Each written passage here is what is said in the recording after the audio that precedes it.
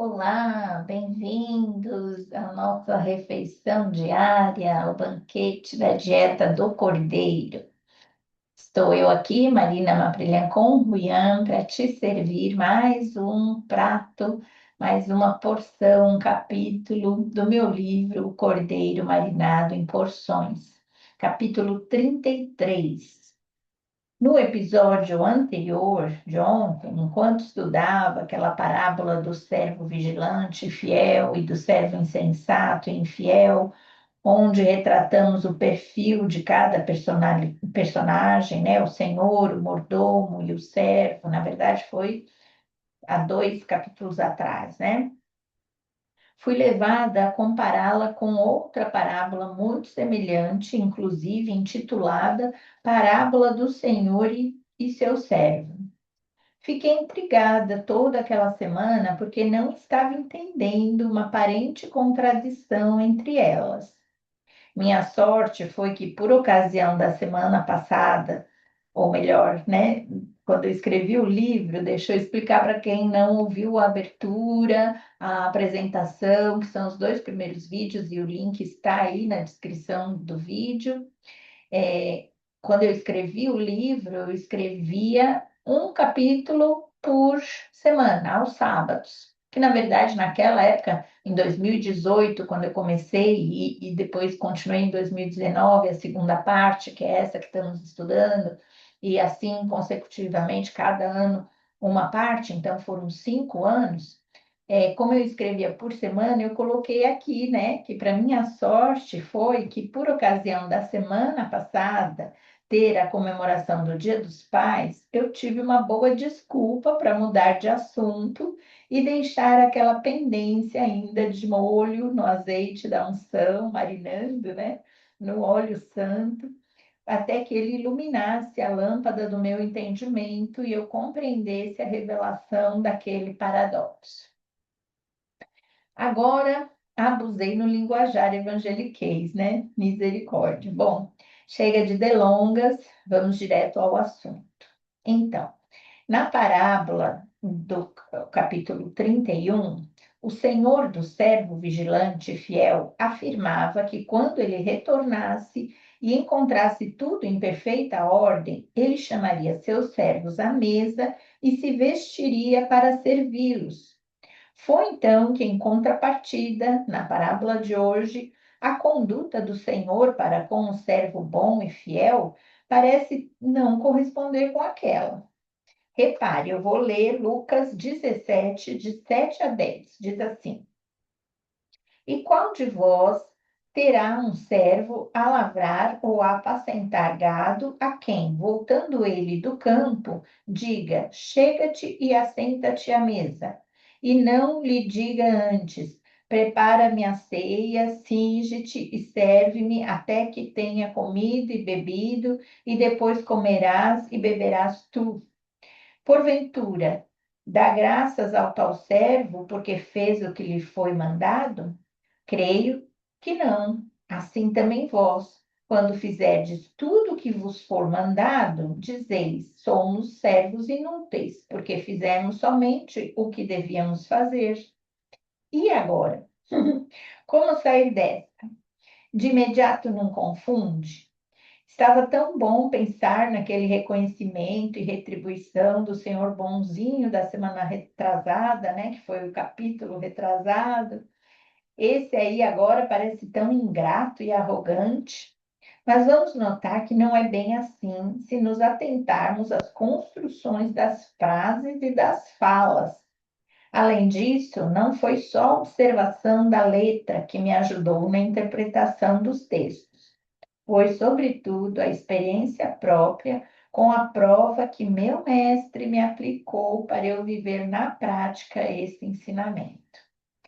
Abrindo um parênteses aqui, né? Eu gosto sempre de relacionar o estudo do dia, que na época era da semana, com as nossas experiências pessoais, né? Nós não estamos contando só histórias, parábolas, analisando textos. Nós queremos ver tudo isso que estamos aprendendo praticado, vivenciado na nossa própria experiência.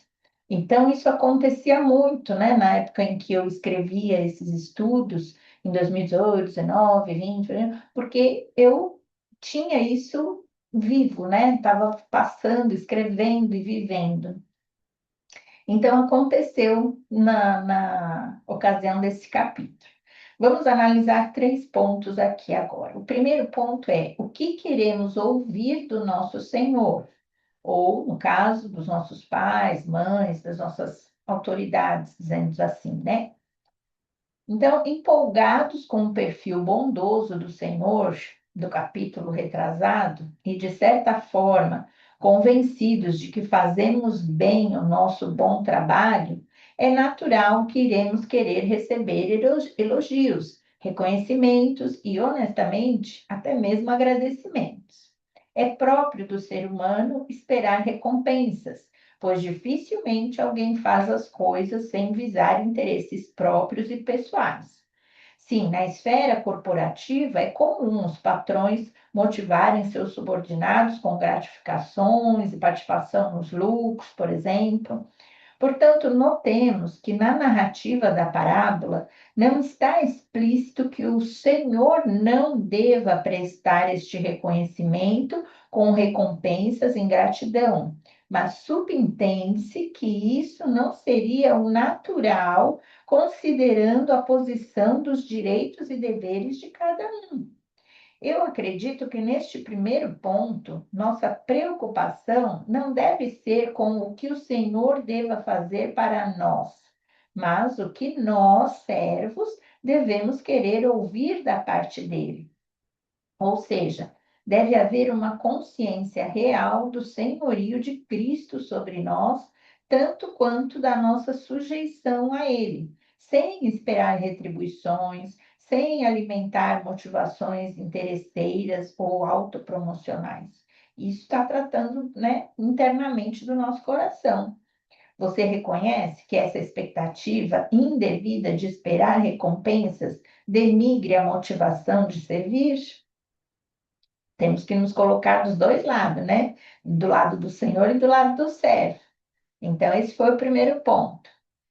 No segundo ponto é o que devemos ouvir do nosso Senhor, ou pais, ou autoridades. No primeiro era o que queremos, nesse segundo é o que devemos ouvir deles. Neste ponto, então, podemos pontuar com mais clareza o lugar de cada um neste cenário de manda quem pode, obedece quem tem juízo. Afinal, o que devemos ouvir do nosso Senhor são suas ordens, conhecer sua vontade, cumprir seus desejos. E quais são eles? Prepare, que quer dizer o serviço, apronte-se, que está se referindo ao servo, e serve-me, que é o Senhor, né? Este é o ciclo. Temos uma obra, uma missão, um trabalho a preparar. Somos servos, cingidos, apostos, vigilantes e fiéis, para atendermos em obediência a um Senhor que nos escolheu para essa obra e nos designou como seus ministros. É assim que funciona. Querer inverter essa ordem só resultará mesmo em desordem. Mesmo assim, ainda existem muitos servos que não querem ouvir as ordens e muito menos colocar a mão no arado, mas esperar os benefícios do ministério todos desejam. Servir nesta obra divina no reino já é um benefício tão imensurável que nós é quem deveríamos ser eternamente gratos em reconhecimento por essa maravilhosa oportunidade, né, de servir a Deus. Já é recompensador por natureza, por nada além. Você tem sido este servo atento às ordens do soberano Senhor para executar o bom serviço no reino? Esse foi o segundo ponto. Agora, olha só o terceiro. O que devemos querer dizer para o nosso Senhor. O primeiro era o que queremos ouvir do nosso Senhor. O segundo era o que devemos, o primeiro era o que queremos ouvir, o segundo era o que devemos ouvir, e agora é o que devemos querer dizer para o nosso Senhor, não ouvir. Bem, depois de toda essa conscientização, só nos resta mesmo realmente reconhecer: somos servos inúteis, porque fizemos somente o que devíamos fazer. E falemos isto com toda a sinceridade e satisfação do nosso coração, tentando, nas nossas limitações, usar a criatividade para imaginar o que mais poderíamos fazer além, não para receber em troca algo mais, mas para ingenuamente tentar surpreender e encantar, ainda que seja impossível retribuir, mesmo com toda a nossa mais esmerada dedicação, a dívida de amor que acumulamos com o nosso Senhor ao longo dessa jornada de trabalho prazeroso e honroso para com Ele.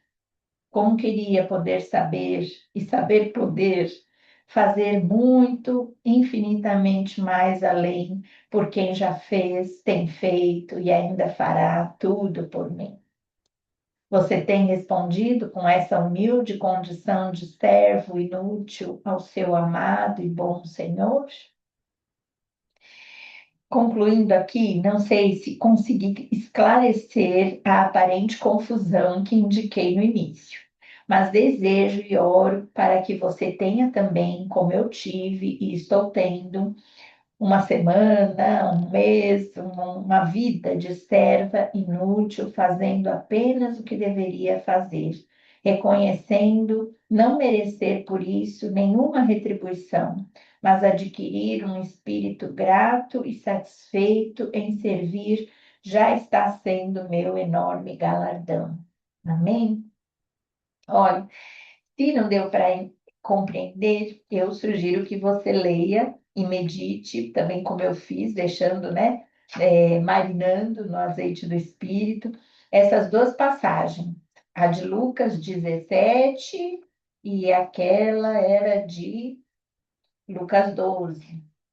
Então, vá lá e a gente vai ver essa diferença. A questão não é nem que uma está certa, nem que outra está errada, né? A questão é que uma visa o que o servo deveria querer ouvir, e a outra era o que deveria ouvir. E o terceiro ponto, como eu falei, o que devemos querer falar para o nosso Senhor, né? Então, se ele falar, amém, mas eu não preciso ficar querendo ouvir, né? O tal do elogio, da retribuição, do reconhecimento. Mas se ele falar, glória a Deus. E nem o Senhor pode também querer que os servos se sintam, né, assim, o Senhor sabe o que falar e o servo tem que saber o que ouvir. Cada um tem seu posicionamento. Essa é a moral da parábola que eu entendi nesse momento aqui e quis compartilhar com vocês. Amém? E amanhã tem mais. Espero você para mais uma porção abençoada aqui comigo. Deus te abençoe. Até lá, se Deus quiser.